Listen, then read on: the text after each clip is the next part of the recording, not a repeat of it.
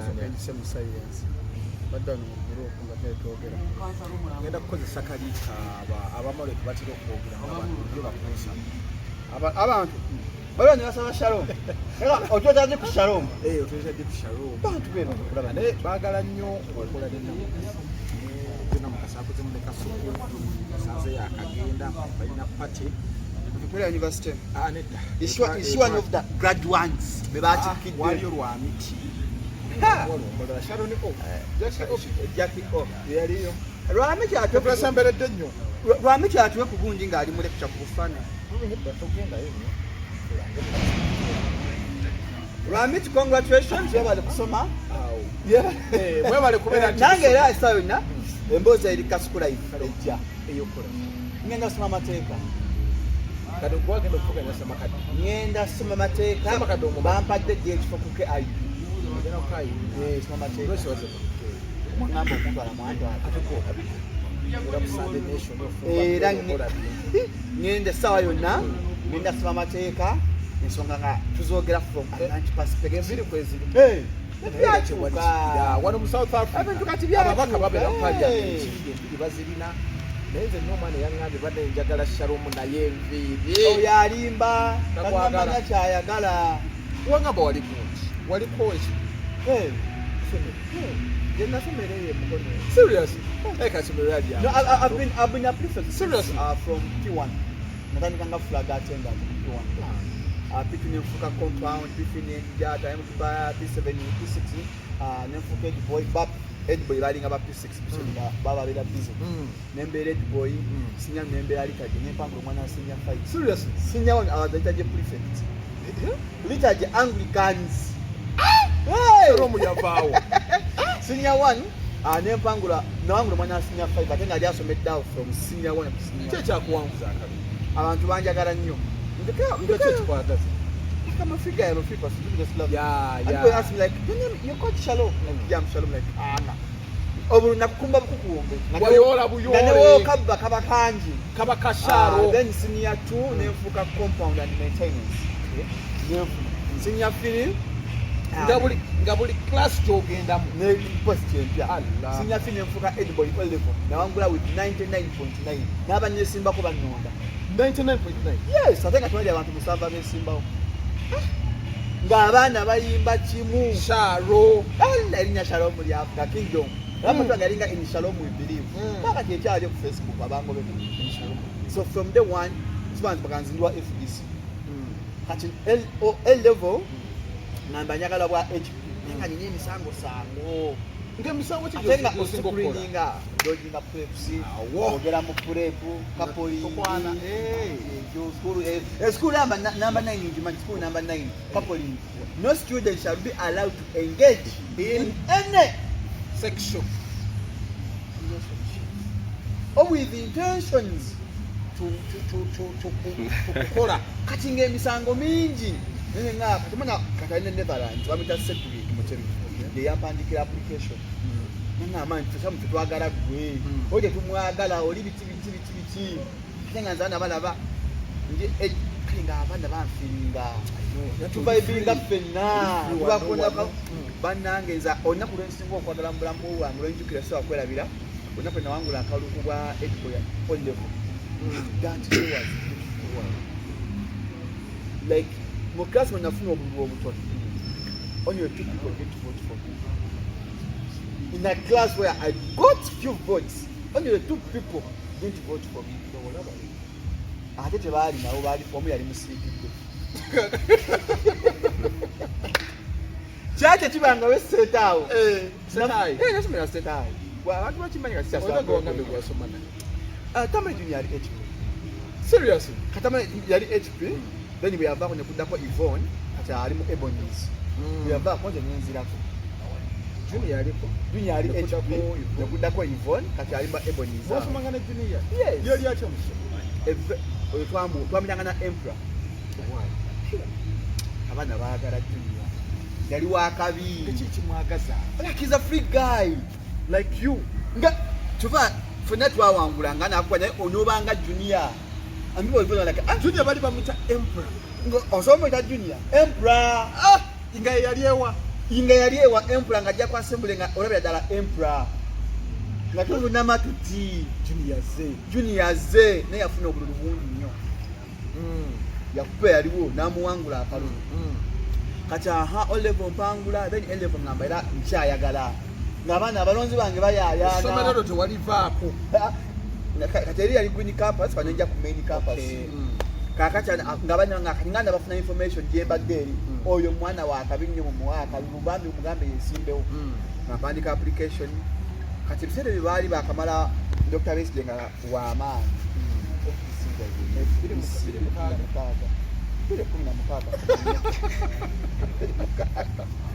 kati nga nkuba posita zange nga nzisaako ekisumuluzo nga bakamala okubba Besigye akalulu kajuka essomero lyaffe lya NRM dayita waalyo wa NRM kati nga nkuba posita nyingi kesota kuba posita kuwa akalulu k'amaanyi onyo kateekamu zibiri bw'oli oteekawo biki akalulu kaba k'amaanyi nkuba posita zange ntaako FDC ekisumuluzo ogenda kuggula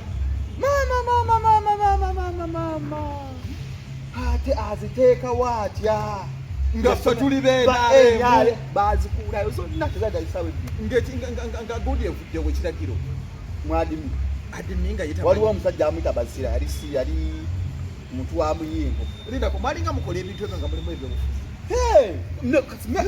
ebyobufuzi zenga nze ndwa FDC era nze saa campaign nga ngenda bugenzi bukaza nkula kozi wetu kisumuluzo abaana ne bafa ofuna kasumuluzo kaino nga nkola bukozi wenti nenkola wenti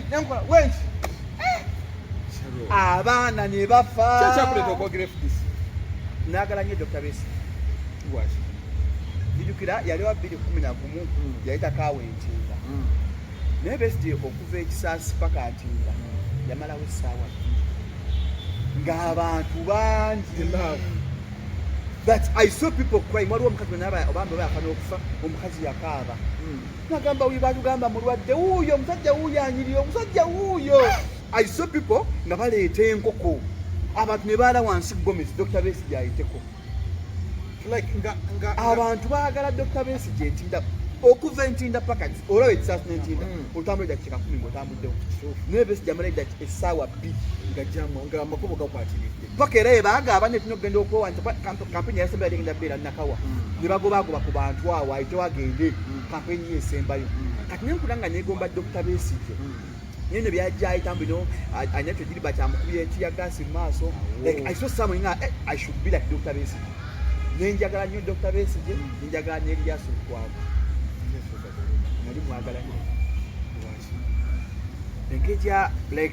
engejja yokolangamu ebintu ajja n'ayogera ina line kyokka kafe abalina amagezi bwolaba Erias Lukwago ng'ayogera omanya mbu ayogeza amagezi so those are people nakula negomba negomba Erias Lukwago nga negomba Dr. Besigye those are the people that ali negombyeko nga senga onakutukeera ku macha nembanga Dr. Besigye era kuva buto I was politically motivated bintu kukyuka chovala sapu akpa ku university nemfanye GRC nanjagala politics nera kuba I don't know what happened so kangambe bana abantu shalom mula kumumviri na shalom mulala ate naba mulala nesimanyi kyabaawo like out of the blue I lost interest in politics nembikowa era fana besimbanga emakerera ng'okwesimba agamba shalom njagala ompandeko eddusu eyokoba muzinga yaffe erikoba muzaawo ekoleje yapinze makererawo nga koba mutosobola kuwangulawo kalulu nga shalom takukonyeko ddusu yalinga shalom omulala mwita dopunyiga kati gym instructor yaddamu ebyo nga tosobola kuwangula kalu koba muzaawo nga shalom tagana nga kisikwanzeeko ddusu owangula otya okawangula otya abakatereka Julius Fa babaleeta nga shalom abataganda teri agambayo but I don't know out of the blue I lost interest in politics waliwo ensonga simanyi kye kyabaawo nembulya nga sikyabyagala kati kubayira politics there could be a the problem is me I want to be real twagirako omusajja yali guild president of Makerere awo yaleeta gundi Papa Were implement twamunyiigira nnyo ye alya ssente ne bongeza abaana buli mwanga bakonga 15% naye nga nze kati nobuzibu nnina nze if I'm politically njagala nnyo ekintu nga kiri real if we say we don't allow this it shouldn't be done Saka tugambe nga tuli mu hole ekiro bane mugane mwekalakasa ate bodde gambe nawangwe kintu kimasavu bakkiriza dda tenyagala nnyo omuntu ng'ali luweri toyagala muntu nga saagala muntu ali mu makoona kyekya complete saka bw'oba osazo njagala nnyo omuntu katumala njagala nnyo omuntu naŋŋamba mbu ndi wa DP nkwa respect oyo naŋŋamba nti ndi wa DP eri manya regardless of what has happened nanti waliwo bakyagirimu ojjukira taata wa byanyima omugenzi byanyima yali wa DP newe yafa mu ntana basigayo DP kati omuntu gwenjagala ng'oli lweri sagala nze muntu agenda kunjagala kubanga kizaaliko amasannyalaze njagala mu buli mbeera nga njagala lwa nsonga kyova naye njagala nnyo mbaka abiriga nga yakulaga ayagalaani ayambala ekitanda kye ebikopo olaba nze njagala nnyo omuntu nga newoba osinza sitaani sinza sitaani gwoba olemerako ate tosala kuleka kubuzaabuza katonda otegeera bw'oba oyagala katonda yagala katonda njagala nnyo omuntu ng'ali ku kintu kyagoya ng'ati akiremeddeko era nze nemba nafuna munnabyabufuzi ng'ali bwati nga nga basemujunganja kuba nze senga mbeera kira senga semujunganja asana omubiri akalulu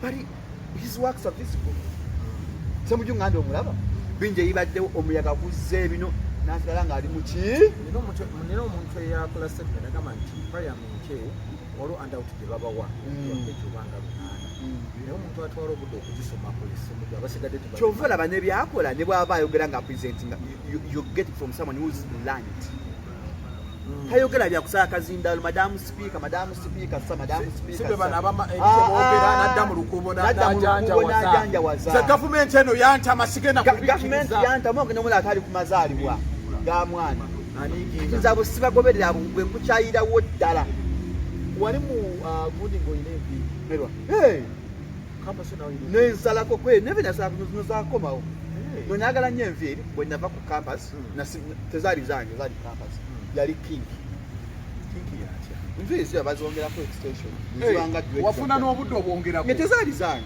and people thought it was weird tebakuyita obusiyazi twabeeranga masuuti fe mirembe kukyuka nemwambala nze kubanga nyambala nsa byambala kubeera oyambala bya bbeeyi ebyo bibaawo naye nga nze ekikalu kisoma kwaffe twasomeranga twambala amatayi songi twasoma weyambala ettayi so something we got accustomed to that as a man you're supposed to look gentle, you have to look good naye kati times have changed so akuddaawo nange neesa kweteka emasaja abobusuti bye batukola n'abantu bamanya kati abafeere abo bambala busuuti kati ate ffe abali eno kati fanze nfaakanyembako omujoozi gwange nenumba site nenumba kalungi plaza oba nengenda ku shalomu ekisaaotunda amasimu bana eshalomu atunda amasimu tunda iphone na samusanga tunda simu ndala tunda iphone na samusanga zokka 0705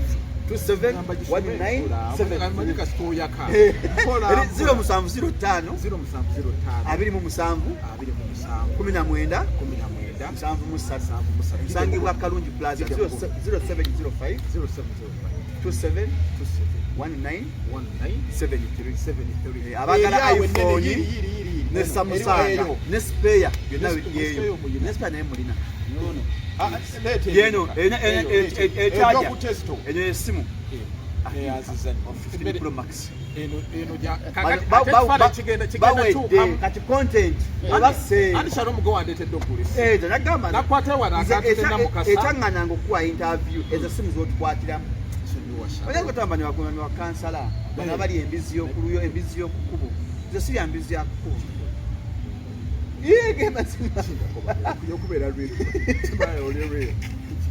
nze njagala nnyo nonkwatira mu ssimu nga nvayo bulungi amasimu gatunda ndowooza mugalaba malungi ate kye namwagaddeko shomyesadde twabadde ffe waleese amasimu abiri emu n'ogikebera n'ogamba omwana gizzeeyo tejja kukola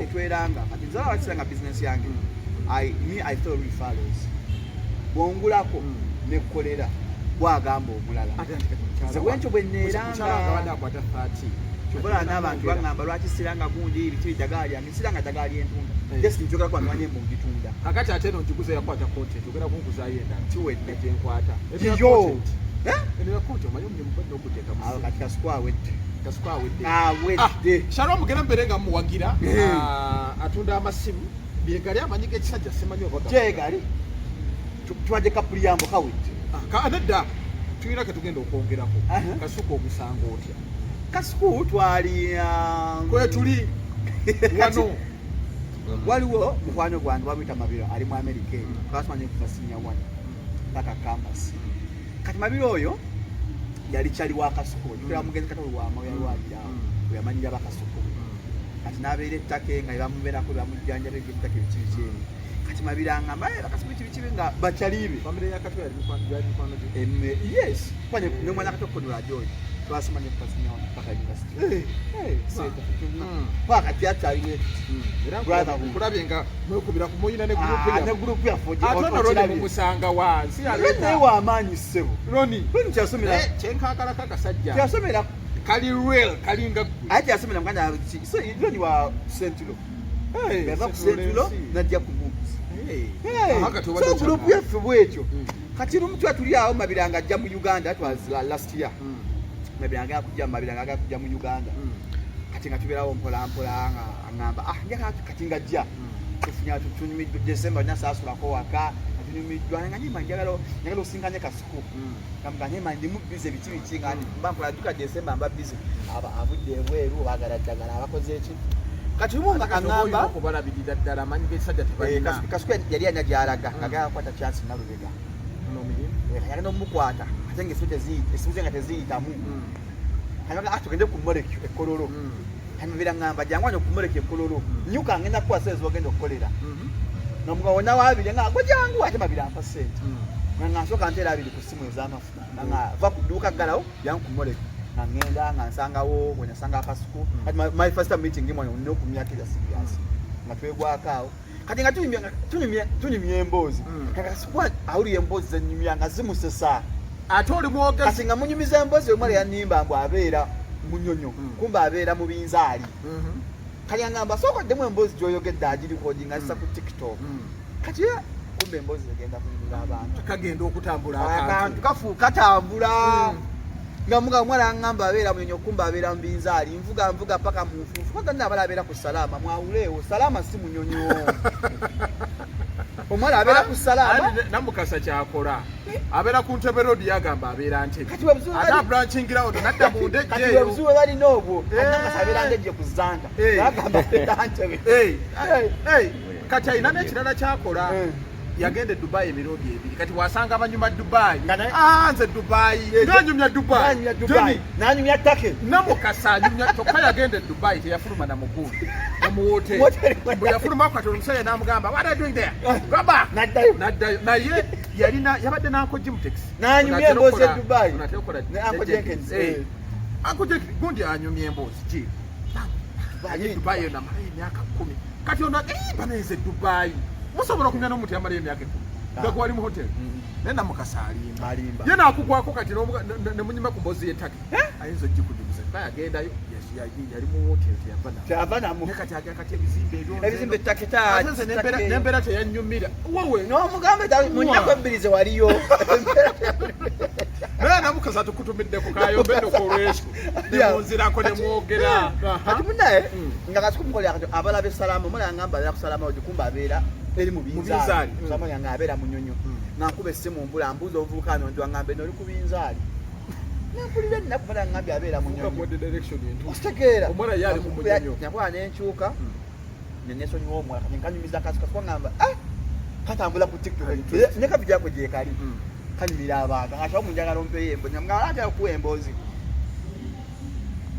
ojja kumpa sente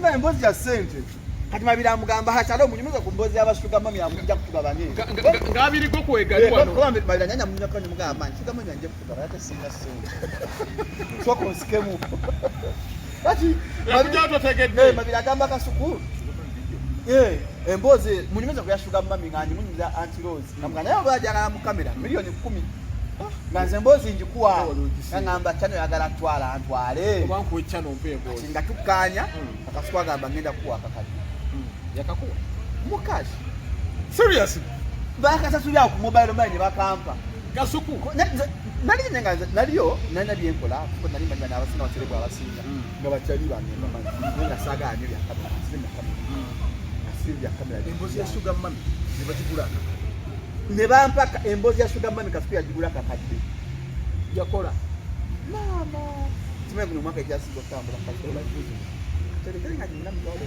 eri mpaaga musanvu nga talina mmanyi just omuvubuka avudde eri nemwe emboozi ya sugar mami yakujja mutukutuka bani nanga kanjagala atompe n'ey'ekipooli nga tujja kwongera kasente eyo yabubi neera n'akuwa nanga naye oseera emboozi yampaka mu kitundu naye linako shalom obutalimba njagala njogera mazima kasuku emboozi ya sugar mami yagigula miliyoni eki nagibanyumiza bobu bonna nenjibawa ngane ogissa mu kamera njagala miliyoni eki kuba wantu yaddala bulinnya lyengenda okwogera weeriri n'abantu weebali oyinza ogamba lwaki wanjogedde ba anti lwezabira nangane nange olina ebigambo ositegeera eweebali nze sijja mu kamera nengamba tingenda gatta kigambo njogere kino emboozi naze nsinga okumya one I've experienced them zikwata ku bulamu bwange endala zonna ezisinga bempangaala nabo avuuka ffe abakola mu tawuni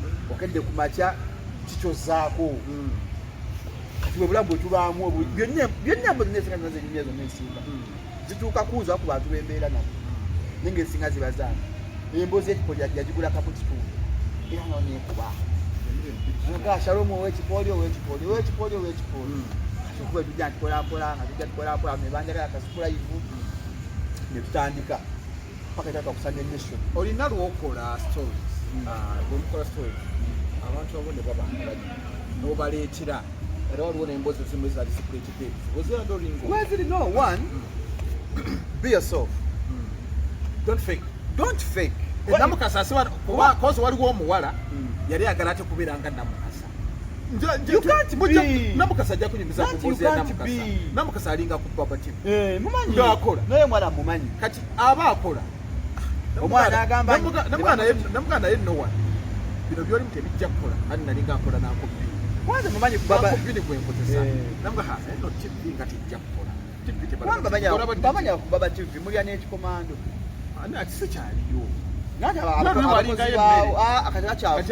katojja n'emmere kubanga ababoda abatwala abakozi ku Baba TV mulekera bwayingira mu kizimbe tadda kati abamu tebakyalya weebali muba muli emmere nga pasita musinguza aweeza lankyawa mulya mwoyo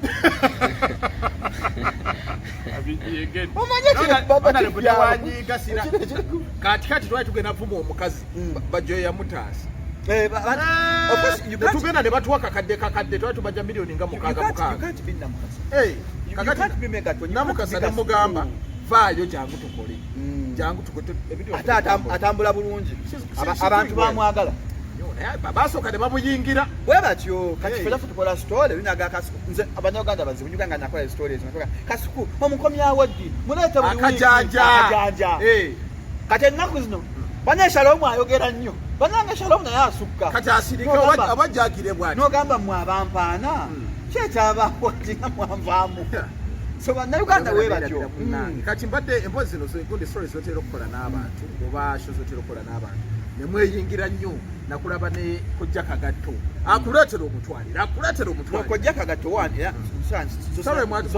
mwasooka kwebriefinga Sunday national address tetukola script it is organic. Just come on set and then nze nva mu bbala saa 12 naye nga shwa saa 5 andaba babaagadde okunda era emikolo ngikola ffe tudigida ne tudigida ekyo tebaako script yonna tujja buzzi tuyinza okugamba tugakwogera ku kino ekibadde mu week because baba byogedde ffe tulina okireeta that we bring flow of satire simanyi mu luganda ekyo like show show ebadde organic yes like it's from that it's kind of comic nga sima kubeera serious that's what Kun told me yali Jenkins now did Jenkins it was they were talking show ya when mom because yakola show ya Kasuku nande mukasa yangambye Was this week? Yeah, mukasa yangambye ekintu kimu abantu tebaagala bintu biri serious. No. Just make fun. Twogera biri serious. But in asata yawe. Kati abantu b'ekitezi baafa. Twaboogerako. Nyenga tuboogerako osobola okuseka. Era nyensaba nyesanya ngamba mukama yangamba kwegwanze emmansa abasinza abasaba. Mwoyo yankwata. Nze nkulaba engeri jojo maaso. Aba mwoyo. Olinga luluviiri. Mwoyo. Kati mwoyo yangamba saba. Nangamba saba president abeka abantu bagoba. Tebagobye abantu. Yo Sunday national address. Ani aleta idea. Ako kafeche. Kange Shalom ntambinye kasuku kafeche. Tujja kwogera nga tukola anniversary. Okay. Kwa tugakwa tuna plans our country tours. Bagambye nti kasuku yangambye ayina gondero gyakola lusekenyamya.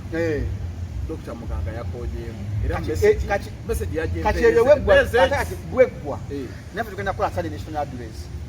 Esooka tugakola mu November tugagenda ke South Africa. South Africa bagisabye. Babasabye. Bagayitambiro kya Misa. Mwesibe nnyo ku bantu. Tugenda. Tugakola country tours. Abantu bajagala.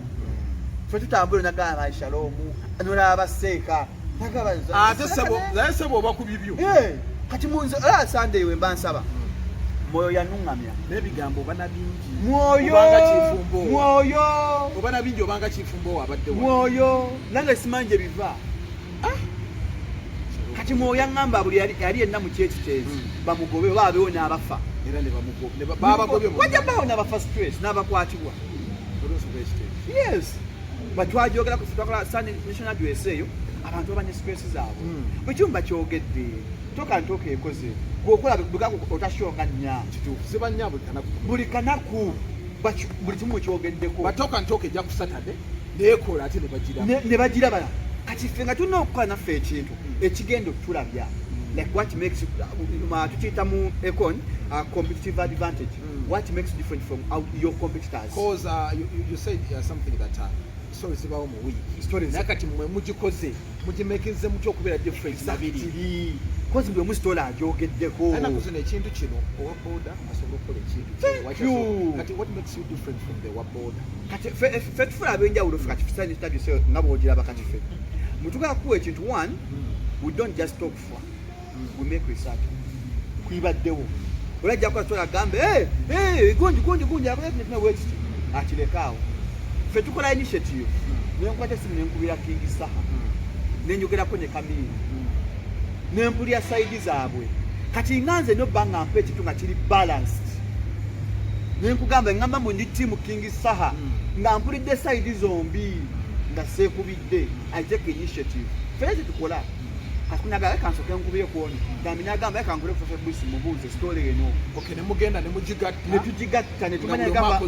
Yes. Ffe tumala kwogera ku muntu mu story ebadde tugibuukire. Omuntu avayo n'agamba nti buli story tugyogerako. Omuntu avayo n'agamba nti munyigiriza abantu nga muto. Tetunyigiriza. For example, yogera ku muyimbi n'ava n'agamba Shalom. Tofunangayo kutisibwatisibwa. Bangi baagedde n'okunkuba. Lwaba abamu end up making peace. Zinakolako effujja abantu bafango naawe. Nabayisa bubi. Okusenga namukasa. Nayisa bubi abafango. Okusenga namukasa. Musajja ne yeebuuza naye Shalom oya kiki? Najagazaaki. Chokanga atabi tapa wali. Mutufu naba. Ayana genzo okulaba muri mwenna. Nange nakiraba. Kati ekyo kyota. You don't have to have permanent enemies. Kubomale. Erero mukuba cha mutwe. Yes, na atola. Nentu nengenda kufangwe. Nibanyaniriza bulungi. Nitwogeramu ensonga zaffe za kisajja kikulu. Nenjija mullo. Kati kye kyakikuteesa mullo. Olaba nze obuzibu bwennina. Nina gundu wange. Abamulamu wange. Susan. Abasu. Ayagala nnyo fango. Era walabanga omuntu amukuba. Obuzibu bwe tulina. Bwe tukuba abantu. Bo bayinza obutanyiiga. Eggaali zaabwe zibatambula kubagala kakasambu ffe tukola. Olugazigazi lw'abo. Ffe twala omumanyajja w'omuyimbi wano omu yasangako ku catwalk. Twalina entakololo. Nanyamba lyangamba njogera nnyo naye mbisizza muyimbi we. Nga atamanyi kuyimba omuyimbi we. N'agala okutufukamiza. Naye nga mmanyi njagala okunfukamiza musinga n'obuwanvu. Ngamba omugamba nga. Omugamba nga. Tamanyi kuyimba. Oli muyembe. Nze nayimbako nakubako pandemic. Yimba. akayimba abantu nilipoza yabadde akakusaba okatereka mu sefu akayimba pandemic nakajja ku mutimbagano because it can be used against me kayimba kabi akayimba kabi nayo kakati awo boy number authority ekyogerako olaba gwolabira ddala mbu ebyoyimba kati nze music mumanyi kati olaba abantu tuna ba music critique entertainment critique twakibaamu Uncle Jenkins ayimbako nedda teyayimbako muyimbi naye tebinyuma kyova olaba asobola analysis ennungi no twogera mazima omuntu yafumbirwako nga nekyana ekyagamba bakola video tugende leero basazeho kwambala kateni kati olaba omuntu yenna nga yafumbirwako n'alemu obufumbo amanya ebiriyo amanya n'ekyamugjayo kiki kati Uncle Jenkins agamba mbu oyo muntu si muyimbi aba akimanyi ate aludde musisi ate Uncle Jenkins si bano abayimbira n'abeekamba abali mu AI be mukwata mu gundi ono gundi omuntu ayimba roge mu respect ono Gloria Buki oyo music wa roge mulala tove eringo maze okulya embizi zyo n'ogaanga ne mu studio recording roge ositegeera so kati ffe tumanyi kigambo music tuve gambo Gloria Buki tajja kuyimba tajja kuyimba mukwano gwange ate amutembeeta mukwano gwe yemanja ye PR namulabanga bamugjayo okukuteeka mu gundi muki nga yeegayire balina bakola bati bazanya bulumu yamayisi ya Gloria oli mukwano gwe bagira mu mmotoka ye wali kuvu era kati akyali mukwano gwange gwamatambuzeera yafuna kijjawo yakatambi kaali kati yakutonya emmotoka empya Gloria Buki mwana agenda afuna mbusolo nofuna senga alemezaamu inangeri gyosobola kumbulira kigambo ekyo kati balaba kibusolo kyozibwe mulina bannange balaba kizaala wangambire mukusuzi nange owange abakazira bwe yakumanyiira yesazaala yalaba ki yalaba kutiya yeyabiraba ekyana kyanyoleddira wakira naye nze nakirabirawo ekiwala ekyo nali twali ku Joyster nga tekyambadde empale wekigira wekiya ate Namukasa yakigamba nokiraba tajja yimba oyo Namukasa bujja Namukasa akwatibwa obujja Gloria Buki maanyi kiri ebbere liringa apo walikwatako ekiruma nno kati ntambe ekyokwerayagalo kiri abo naye nga tekisobola kumuwa asobola okulya seriously wamba namulaba banamulira babuuza ekibuuzaate mumubuuza bingi no yali yeekwata teyali ate yeyeekwata bali ku Joyster ne Uncle Jenkins we yali lumwe eyo gyolaba enanya etoyi yayingira mu Joyster anedda mmanyiiwo lumwe enanya etoyi awo balaba otyo oyingira bwoti siripa ogenda mala okirabe kandabe ati ngingiramu kyakyusa amanyuma kati nsooka nendaba Uncle Jenkins yali agenze mu toyi yali ageze mu toyi kola ki ng'amaliriza agenze kwerongosa abadde mu rawundi eddako Jenkins yali yamulya Uncle Jenkins yali Gloria Buki nze namalako ne mwami Mukasa jukira nze olwakubiri ndi naye nze Joyster ngimanyi walirayoko tetukolera obuntu bannange abantu alabe anti ngambo engeri oyingira mu loogi ekyo gye tufuka ate wabweru naye balina rumuzi ennungi ate kati waliwo ez'ebiri eyo lumu eyo kati yali Uncle Jenkins we yali awo nga munene ekyana abaana amalako sebo ali fiti tugende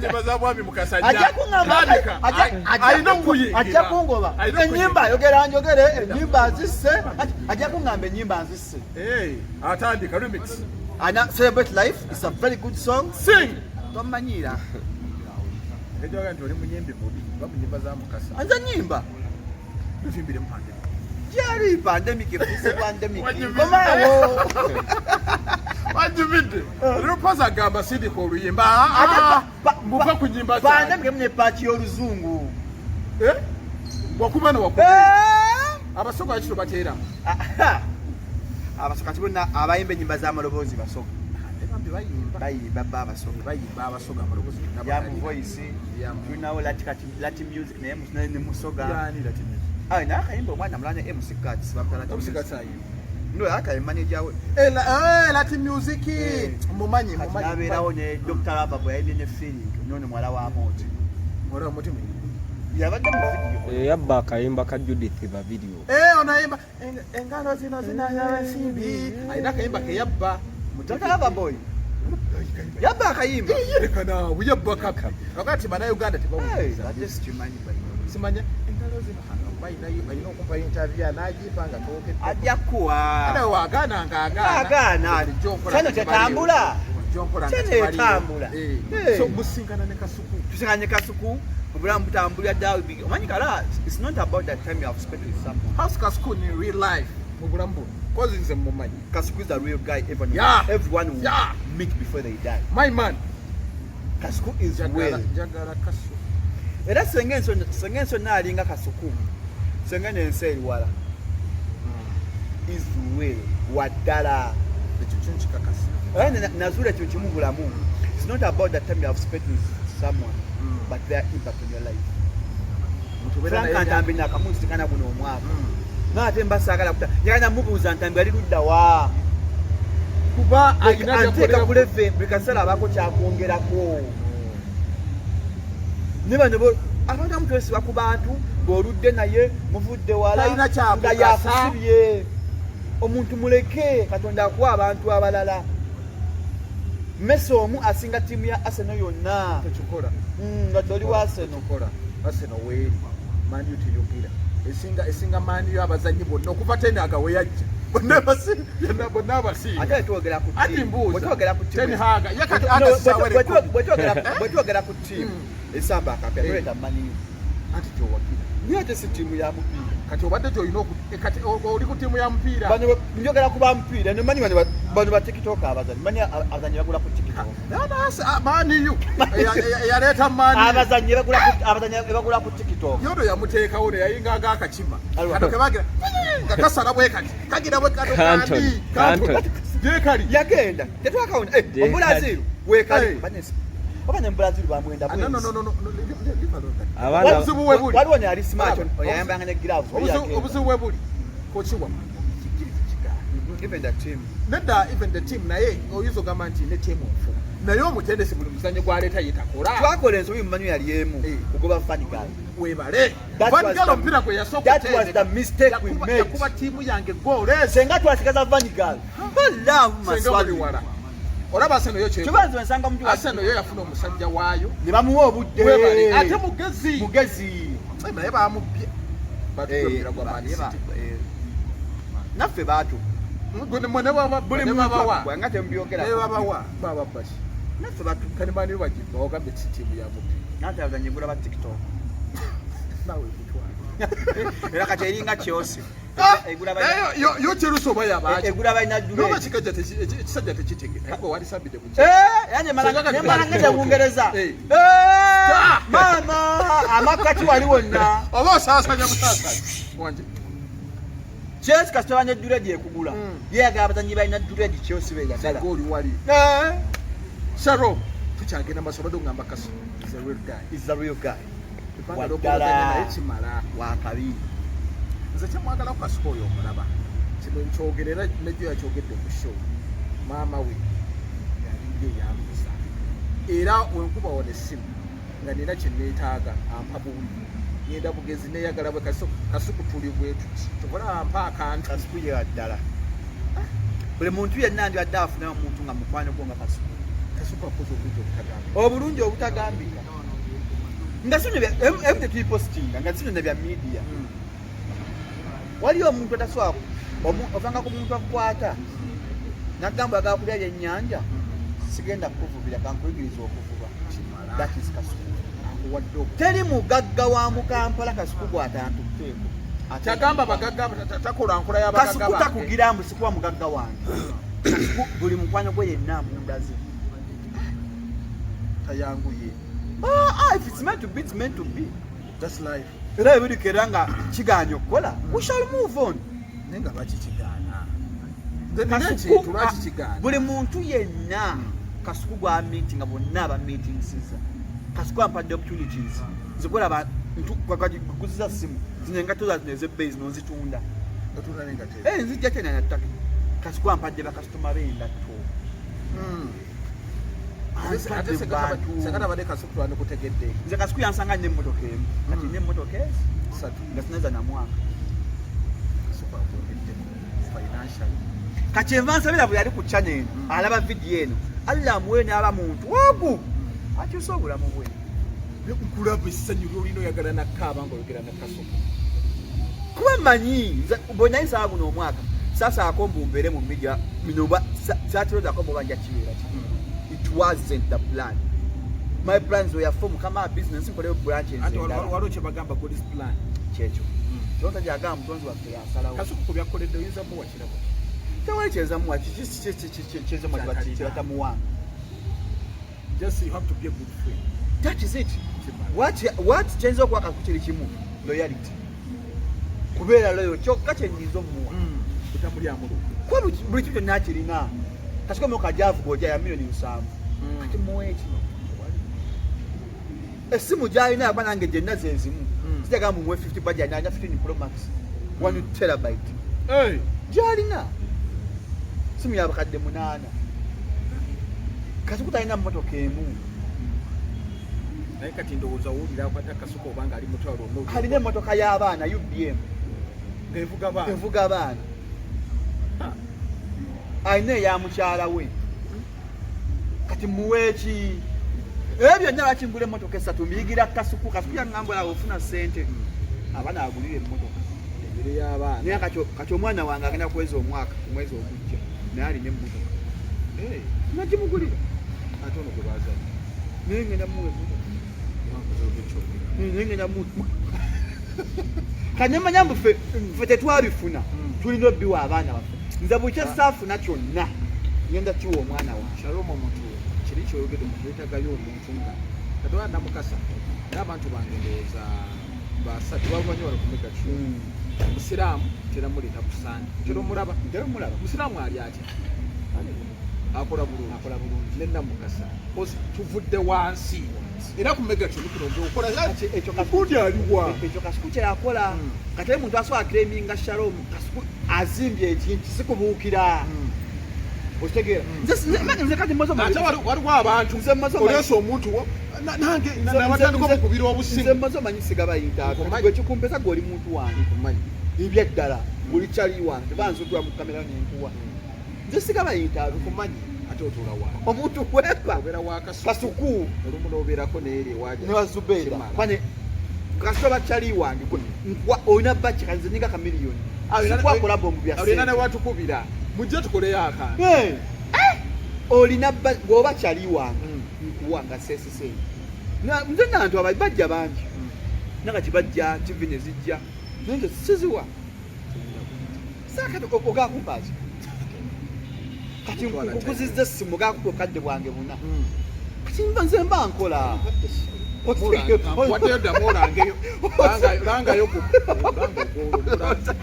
abagala Samsung ne iPhone ne Samsung okukwasa content era kati ne kwezi naye muleetera Samsung onaagula essimu njagala mu S22 nga mugumumu yakamu kitundu oyagala ya meka kamu kitundu yange gyayagala njagala kati kwezi yekyemwagalako mu bya sente omanyi ayina kye bayita omukisa gwa sente obeera naye naku nga bbiri ziyinza okalubamu ogenda kulaba obulango bwo nga bweyongedde nga bukyuka kati ono obulango adde ofuna bwabasawo baganda bwamumbwa kugati mulanga mmere kwatamu awo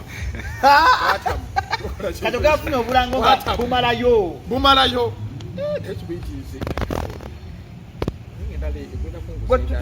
tugira kitanywa Frank Antan the lost files essimu gyakwasa bagiraba kati bantu balabira ddala nga baleeta byafaayo kati abivaako current affairs yandisigaddeyo n'abiwulira abantu yaleetera Nelson Mandela ate abantu babiraba teryabiraba yafuna abantu 3 ate eri gye wagenda ne bakuwa akakadde n'afuna abantu 10 waddayo faati ganja sevinga godi faati kwatenda yabadde mutakikame ana bannange tuli ku bulamu bwa Shalom kakati wano tutandise show eyo ya show yo kamba sale tuna moto katisha